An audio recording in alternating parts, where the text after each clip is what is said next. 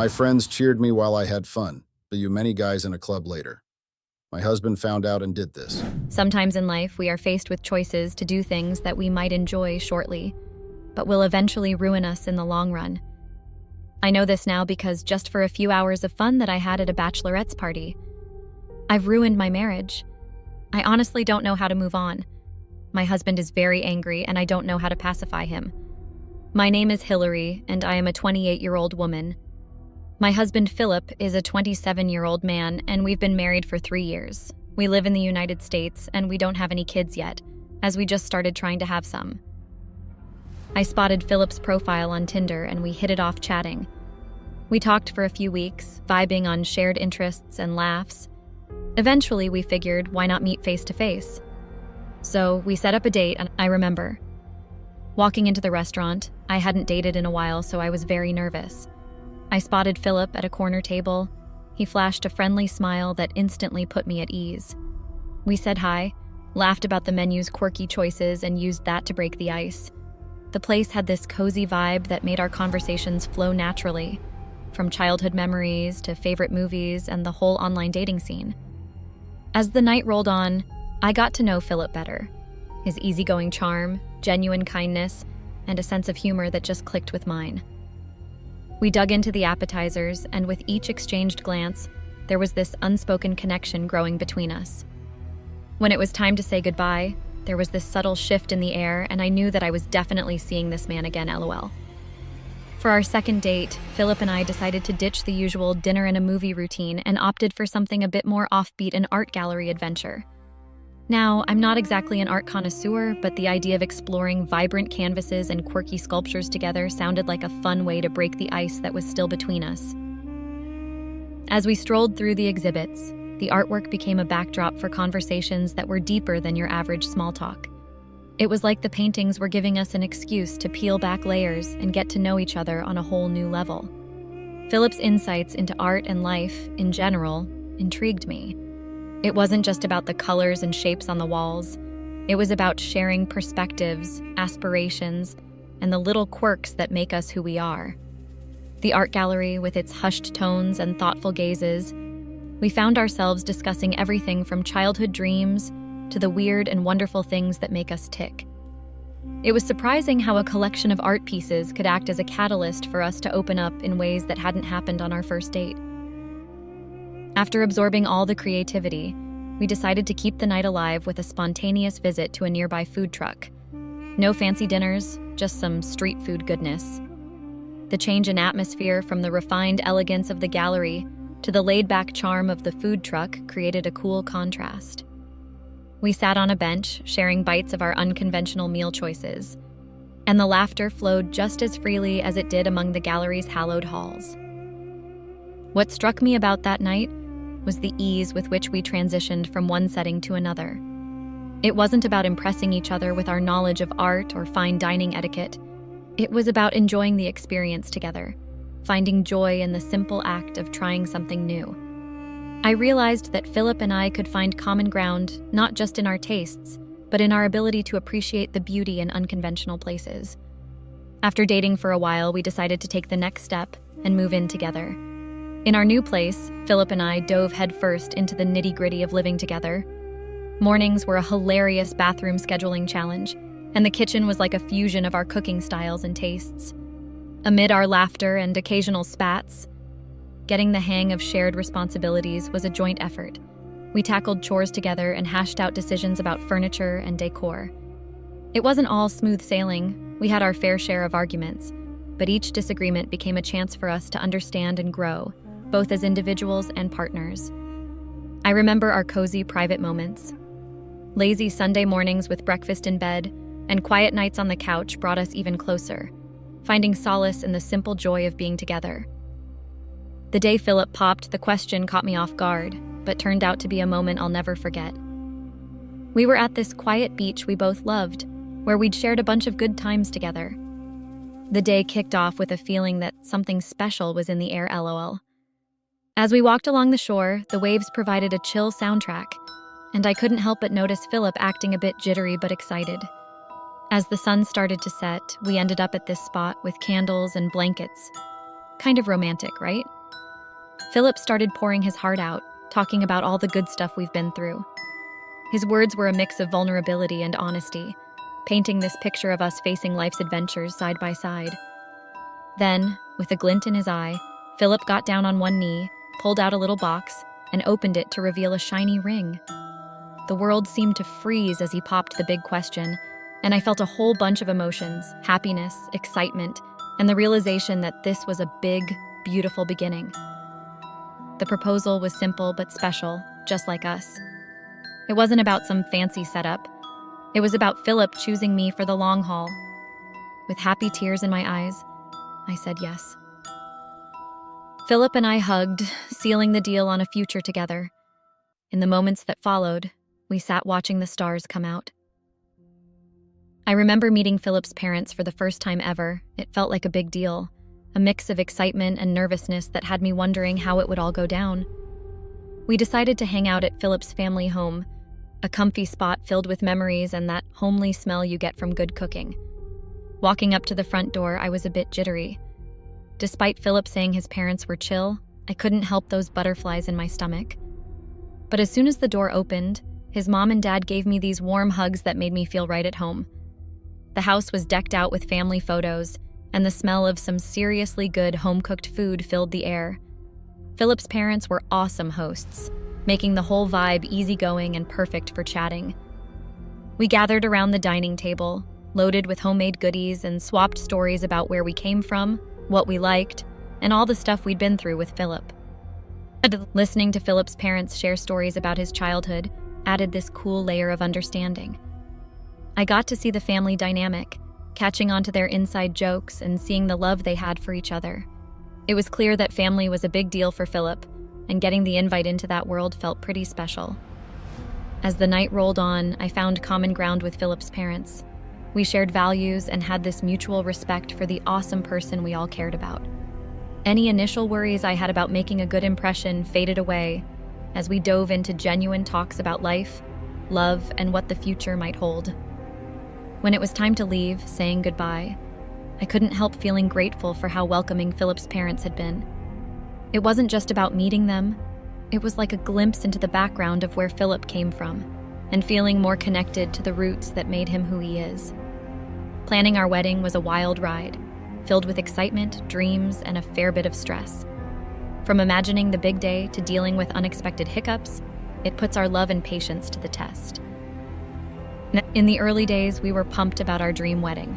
Late-night talks revolved around themes, venues, and who'd make it to the guest list. Friends and family backing us up gave us a boost, making those initial stages feel like a breeze.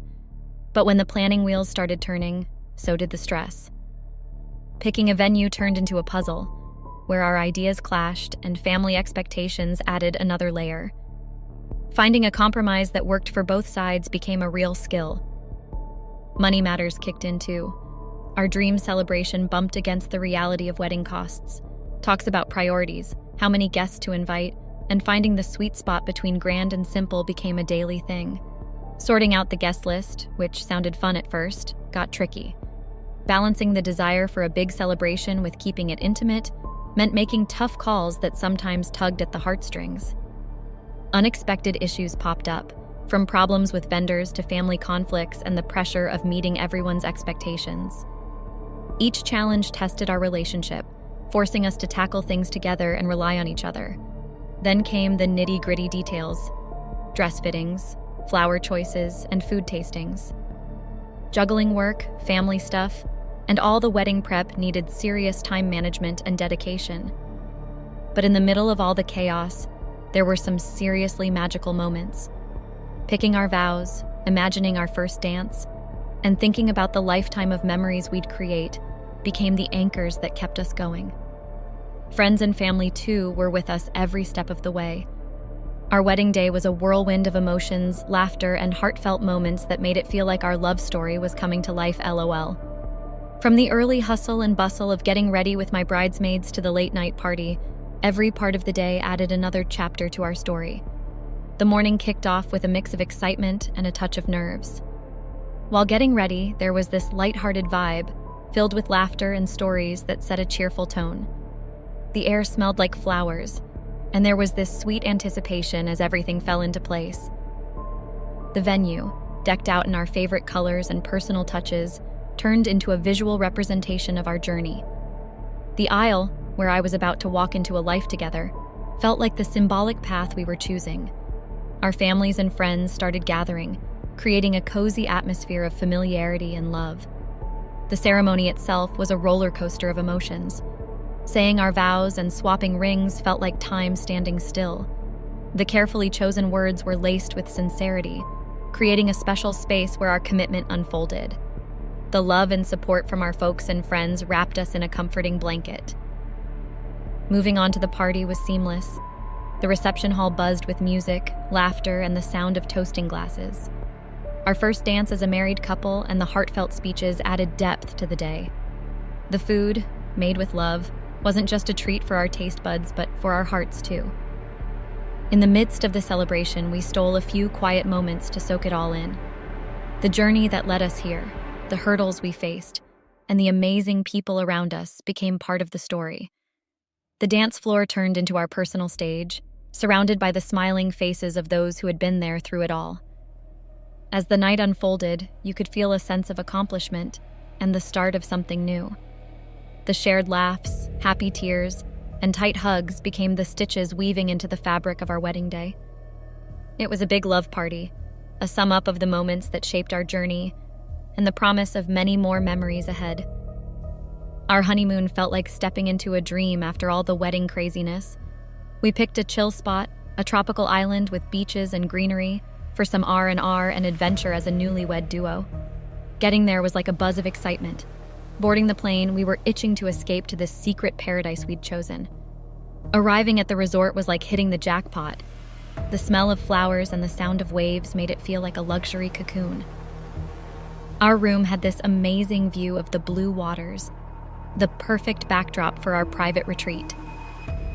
Days on the island were a mix of lazy vibes and exploration. Mornings meant chilling on the beach, sipping cocktails, and enjoying the freedom of having no plans. Afternoons were for snorkeling, finding cool spots, and soaking up the local vibes. Evenings were all about us, romantic dinners under the stars, tasting the island's flavors. Laughing together, stealing glances, and quiet moments under the moon became memories we'll carry forever. One standout was a sunset cruise. The sky turned into a crazy mix of colors as the sun set, and sailing along the coast hand in hand felt like our own little magic moment. Our honeymoon was also a time to talk and connect. Long walks on the beach turned into heart-to-heart chats, where we spilled dreams, plans, and all that jazz. With no daily grind, we soaked up each other's company without distractions. As the days rolled on, the locals, super friendly, added a realness to our trip. Their stories shared during tours and market visits gave us a taste of the place and its people. Leaving the island meant saying bye to our honeymoon, but the memories stuck like glue. After our dreamy honeymoon, reality kicked in, and we found ourselves back home, settling into the routine of married life. With Philip earning well, I decided to embrace the role of a stay-at-home mom. After a few years of being married, about 3 to be exact, my good friend Angela dropped the bombshell. She said yes to her boyfriend's proposal. The excitement radiated from her as she happily spilled the beans about their wedding plans. Angela, who had been a rock during my own wedding, threw the bridesmaid invite my way for her big day. Remembering all the times Angela had been there for me, I gladly jumped at the chance to return the favor and stand by her side. Playing the role of a bridesmaid turned out to be a heartfelt adventure. From tackling wedding prep to hitting up dress fittings and organizing the bachelorette bash, each task was loaded with shared memories and the bond we'd built over the years. However, the day it all went wrong was the bachelorette party. Angela was always the wild and lively one in our group, injecting fun and good vibes whenever we hung out. So, when it came to planning her bachelorette party, it was no surprise that she suggested hitting up a club for a wild night out. I was totally on board for Angela's bachelorette idea, especially since tying the knot with Philip meant my clubbing days took a back seat. I love my hubby, but he's more on the steady and reliable side, not exactly the party animal. So the thought of hitting the club again had me genuinely pumped. I made a deal with myself to keep things easy, not go overboard on drinks, just soak in the vibes. Of course, I didn't spill the beans to Philip about the club part. I figured if I did, he'd probably veto the whole plan. Since I was all in for a night out, I just told him the girls and I were organizing a classic girls' night for Angela's bachelorette. He didn't pry much, which was just what I needed for my little plan. Once we hit the club, my grand plan of not drinking much quickly went out the window. I tried to keep it on the low, soaking up the good times with my friends. Being back in the club scene after a while felt like a blast, even though there were some new things I wasn't used to. But you know how it goes. A few minutes in, my friends started pushing me to have more drinks. They argued it was a joyous occasion and, well, I wanted to join in the fun while staying somewhat sober to avoid any silly moves. So, against my initial plan, I gave in and started knocking back a few more drinks. You know how it usually unfolds? One drink led to another, and soon enough, I was on a roll. Feeling all the good vibes, I kept sipping, and, well, I went a bit overboard. Next thing you know, I found myself doing some pretty silly stuff. At this point, my friends and I were pretty deep into the whole drunk scene, daring each other to pull off ridiculous stunts. It was like, hey, go peck that guy, or why not ask that dude for his number? It was one of those nights. At that point, my friends tossed in another dare go over to some random guy and dance with him. I figured, why not? It seemed harmless enough, just a bit of dancing. Well, turns out it wasn't as harmless as I thought. Things took a turn, and I ended up grinding on this guy, and it only got worse. My friends cheered me on while I full-on groped, kissed, twerked, and grinded on a random guy. I kept at it for a while, grinding and dancing with different guys throughout the night until I got bored and moved on to another. The next morning, I woke up with the craziest headache. My head was pounding. Despite the hangover, the memories of the previous night hit me and I felt horrified. The thought of telling Philip crossed my mind, but then I hesitated. I had already fibbed about the whole girls' night thing, and besides, I didn't really cross any major lines. I never went all the way with the guy, so I figured it wasn't worth spilling the beans. So it turned out I wasn't the only one having second thoughts. The girls and I made a pact. What happens at the club stays at the club. We promised not to spill the beans to anyone else, and that was that. Fast forward to Angela's wedding, and it was an absolute dream. The whole event was breathtaking, and we had a blast. The food was on point, the vibe was fantastic. In a nutshell, it was a beautiful celebration. A few weeks post Angela's wedding, life was chugging along as usual. The girls and I weren't catching up as often due to our busy schedules, but we had an outing planned for next week, so that was something to look forward to. I was at home when Philip walked in, a bit irked and distant. I figured maybe someone at the grocery store had rubbed him the wrong way, so I didn't think much of it. As the days went by with Philip keeping up the standoffish attitude, it started to bother me more. His cold demeanor persisted for about 3 days. One-word answers, avoiding eye contact, and I couldn't help but wonder what I might have done to trigger this. Eventually, I decided it was time to confront him and get to the bottom of it. When I mustered the courage to ask Philip if I had done something to upset him, he flat out denied it. It was pretty clear he was lying given his icy behavior. I pressed him again, and all he did was laugh it off. Frustration building, I told him to cut the nonsense and just spill it. That's when he dropped the bomb. He couldn't understand how he was supposed to smile at me when everyone in town was labeling me as a hoe. Our town was one of those small, tight-knit communities where everyone knows everyone. Gossip spreads like wildfire in such places. Hearing Philip mention that people in town were calling me names was genuinely shocking. I racked my brain, trying to think of anything that might have caused such rumors. But apart from the club incident, nothing else came to mind. The puzzling part was figuring out how details from the club, which was a bit of a distance away, had made their way into the ears of folks in our town. Small towns have their drawbacks, and the speed at which rumors travel is definitely one of them. Philip didn't need to ask if the rumors in town were true. The shock on my face pretty much gave away my guilt. I attempted to explain that I hadn't done anything wrong, and even asked him what exactly people were saying. Philip was not just angry, but also more irritated than ever. He told me people in town were calling me names because a video of me at the strip club with the girls had been leaked, and no one knew which girl was behind it. I was on the brink of tears. I knew I had made a colossal mistake. It hit me that Philip might never forgive me. Not only had I lied about what the girls and I were up to that night, but I had also cheated on him. I tried desperately to defend myself, emphasizing that I hadn't slept with the guy and hadn't gone all the way. But Philip wasn't having it. He insisted that just grinding on the guy was enough to qualify as cheating. I pleaded with him, explaining that I was drunk and wouldn't have done something like that if I had been sober. Philip dropped the pretense of being okay. I realized that the cold treatment over the past 3 days was his way of waiting for me to ask, so he could unleash his frustration. He didn't hold back. He demanded that I leave the house, and he declared that we were heading for a divorce. His words were harsh, branding me as a loose woman, and he affirmed that the people in town were right in their judgment. In the midst of tears, I found myself offering apologies repeatedly, feeling utterly helpless with no words to defend myself. It became clear that Philip wasn't open to listening, so I gathered my belongings and left.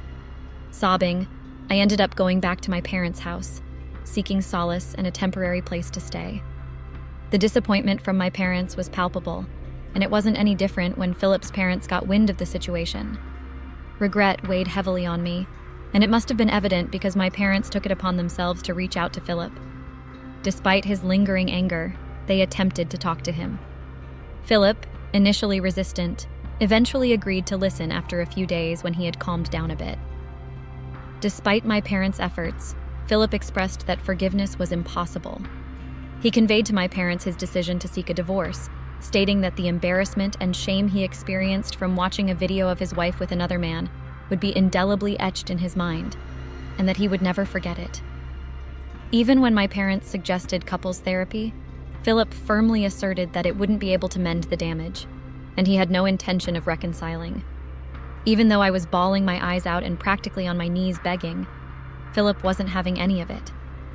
He stuck to his decision, telling me it was over between us. It's kind of messed up, but finding out I'm not the only one facing backlash oddly gives me a bit of comfort. Angela, who just got married, is dealing with her leaked video too. It's like a domino effect, messing with relationships left and right, some on the verge of breakups, others hitting up couples therapy, and some flat out heading for divorce. Philip didn't hold back. He emptied our joint account, taking almost everything since he was the sole provider and I was a stay-at-home mom. He left me with very little, and now I'm just waiting for the divorce papers he promised to send over. Dealing with Philip's parents has been tough. They reached out, and their disappointment is palpable. The gossips in this town have been relentless, with snide comments coming at me from all directions. Once the divorce is officially done, I'm seriously considering leaving this place for a fresh start. Sharing my story is a way to find some peace of mind amidst the chaos. If someone out there is contemplating cheating, I hope they stumble upon this and make the wise decision to steer clear of that path. Thank you for listening. Dear Reddit, I am a man in my 35th year. She is 32 years old, my wife. She is such a stunning and attractive woman. Everyone is enthralled with her effortless grace. Her flawless sense of style and exquisite taste in clothing are complemented by her inner beauty. Now that we have been married for 3 years, I still consider myself extremely fortunate to have her in my life. Her ease and assurance in every circumstance speak for itself, and her elegance beyond her outward look. She manages to leave a lasting impression on everyone she meets, and I am always in awe of that. We were high school sweethearts, and everyone who knew us thought we were meant to be together forever. We had a lovely house, 2 beautiful children ages 10 and 12, a wonderful dog and a seemingly perfect life. But as time went on, cracks began to appear in our seemingly perfect facade. The constant demands of work and parenting took a toll on our relationship, and we started drifting apart. Despite our best efforts, we couldn't ignore the growing distance between us. But deep down I always believed that there was love and mutual respect between us after all the ups and downs we had been through. As the parental demands kept on increasing, we were less and less available for each other. My wife started having long and unreasonable work hours, often coming home late at night or not coming home at all. This put a strain on our relationship as we hardly had any quality time together and made it difficult to communicate on a deeper level. Most often than not, I was left with taking care of my boys' needs by me, and it no longer felt like a team effort. I had to juggle their school schedules, extracurricular activities, and everyday tasks all on my own. The burden of responsibility weighed heavily on me, and I yearned for the support and shared responsibilities that a team effort brings. Never in my wildest dream had I imagined that my beautiful wife would do something unfathomable. I did not see it coming at all. It is hard to believe that a mundane act of taking the garbage out could lead to such a life-changing decision, but it did. One evening, as I walked towards the garbage cans, a wave of introspection washed over me. It was as if the routine task had triggered a deep reflection on my true desires and happiness. Despite the external picture-perfect life we had, I couldn't shake off the feeling that there was something missing, something unfulfilled within me.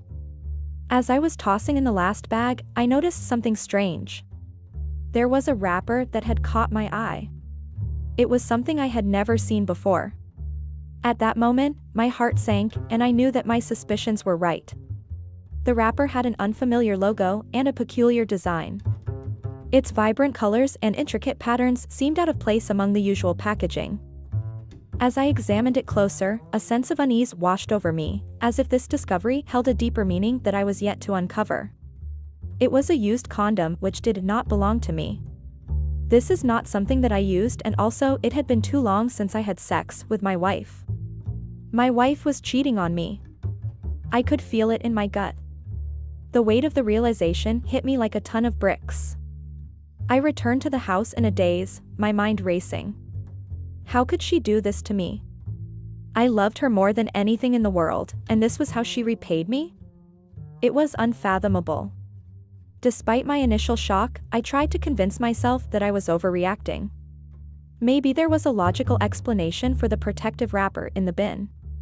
Maybe she had a medical issue that I didn't know about. But deep down, I knew the truth. The evidence was too overwhelming to ignore. The texts on her phone, the late nights at work, and now this mysterious wrapper, it all pointed to one thing: betrayal. My heart sank as I realized that our relationship would never be the same again. I tried to put it out of my head and go about our daily life as normal.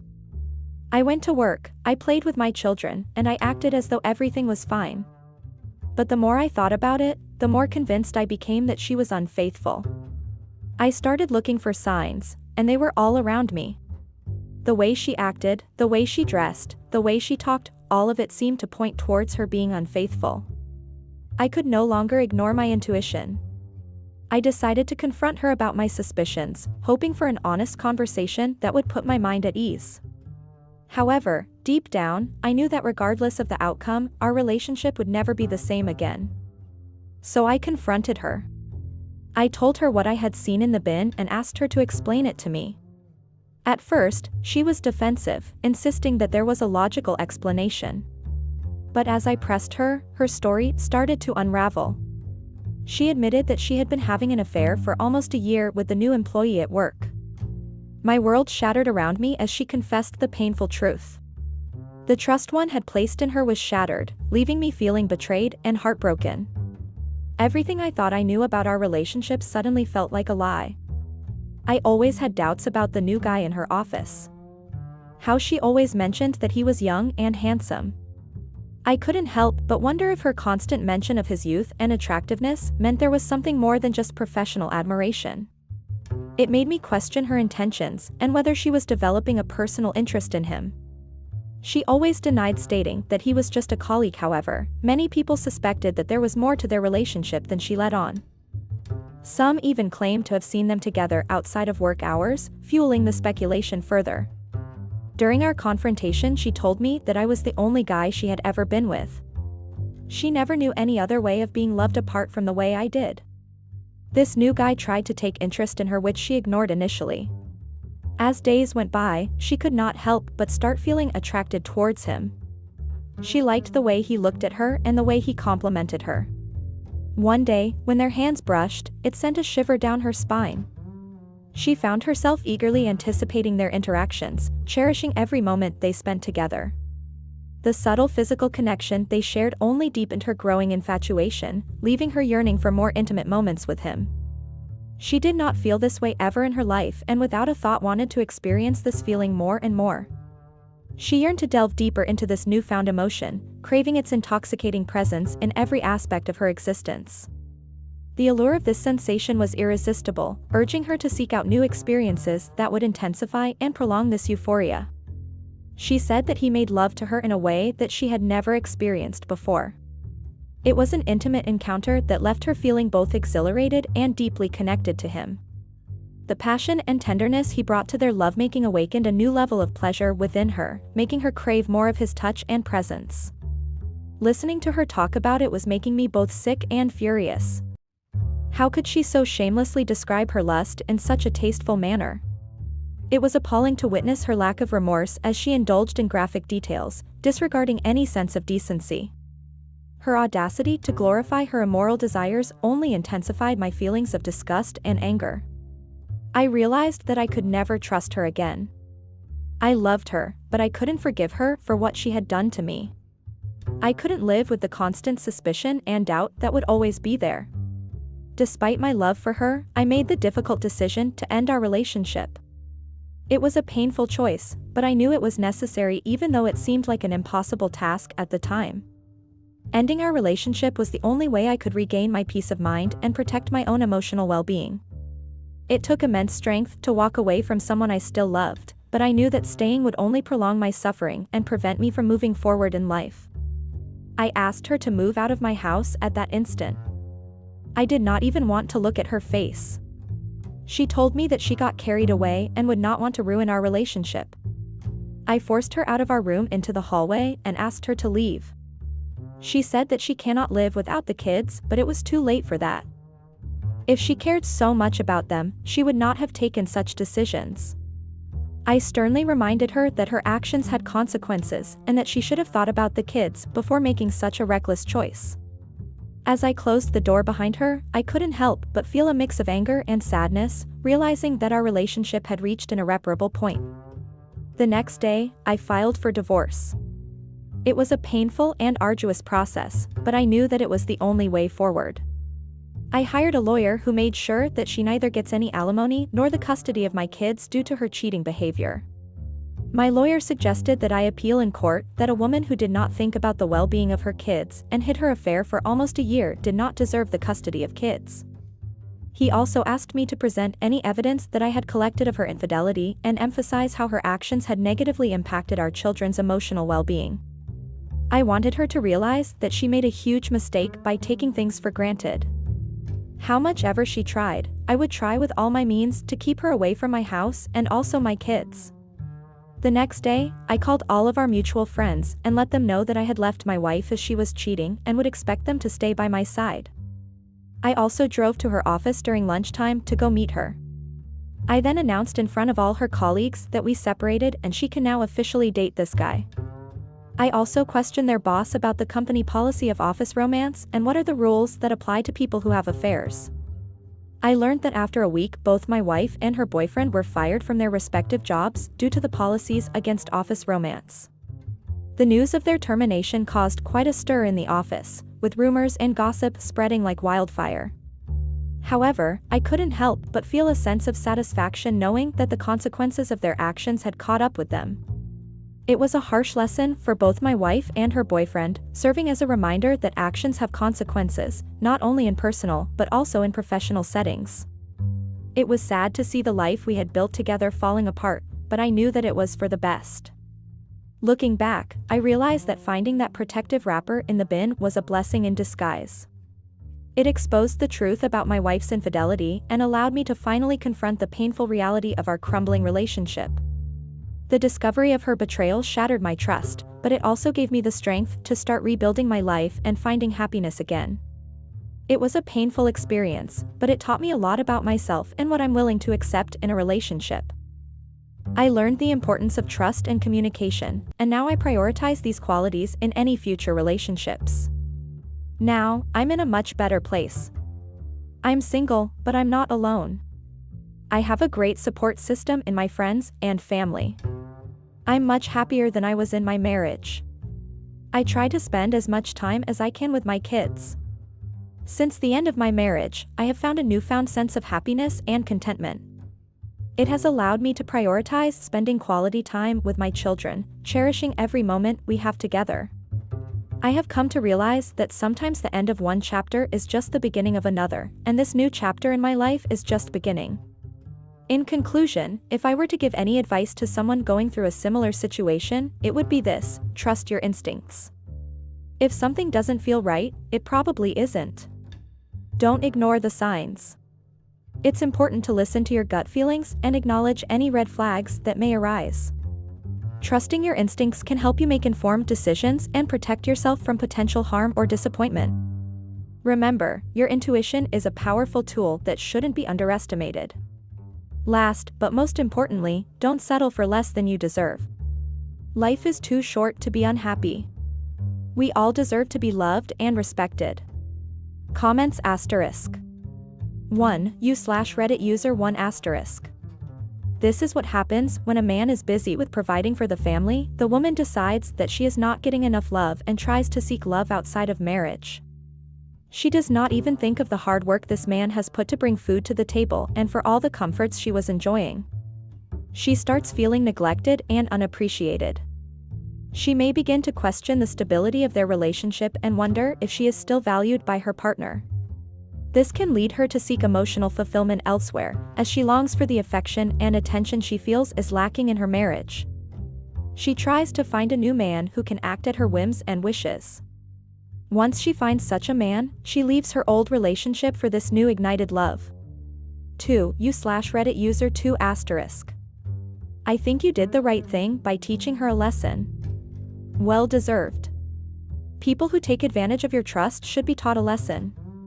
It's important to set boundaries and ensure that others understand the consequences of their actions. By teaching her a lesson, you are not only protecting yourself, but also sending a message that trust should never be taken for granted. It's crucial to maintain healthy relationships built on mutual respect and honesty. I wonder if she will find another igniting man and then move on to him after she is done with this one. 3. You/Reddit user 3 asterisk.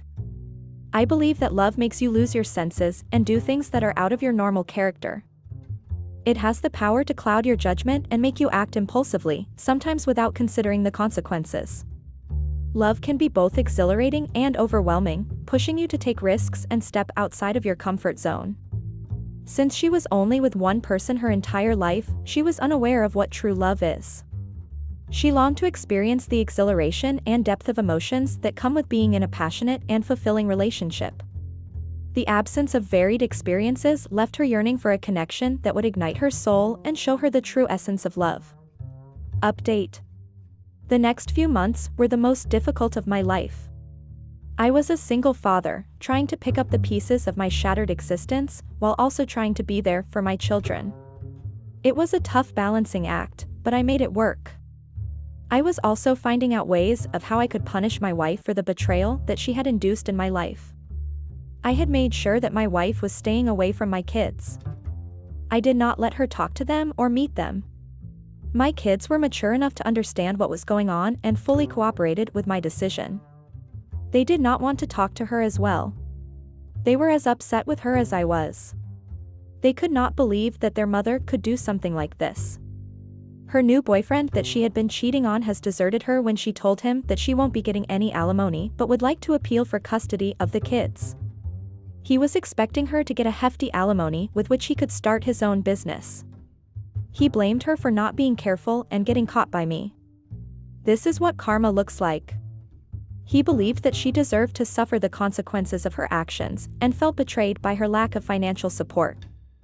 As I watched their relationship crumble, it became clear that her deceitful behavior had finally caught up with her, serving as a lesson in the workings of karma. In the end, she is the one left with no one by her side. This is all due to her actions, and she is paying the price for it. She neither has a loving husband nor kids that she can lean on. Loneliness has become her constant companion, as she struggles to find solace in the absence of a support system. Her choices and behavior have isolated her, leaving her yearning for the warmth and comfort of a family that could have been hers.